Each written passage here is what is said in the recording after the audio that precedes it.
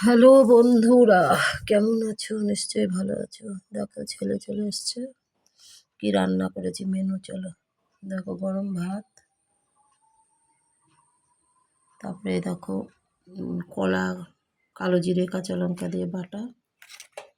হুম দেখো মিক্সিতে একটু ডাল আছে, মটরের ডাল উচ্ছে দিয়ে। দেখো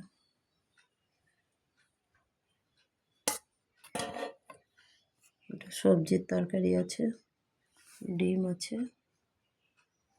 এটি যে খাবে এখন, ভাত বাড়তে বললো।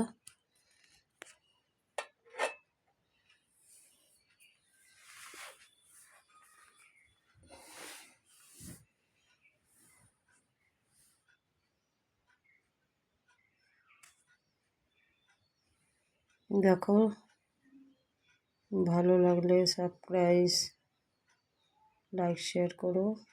আর সুস্থ থাকো, ভালো থাকো।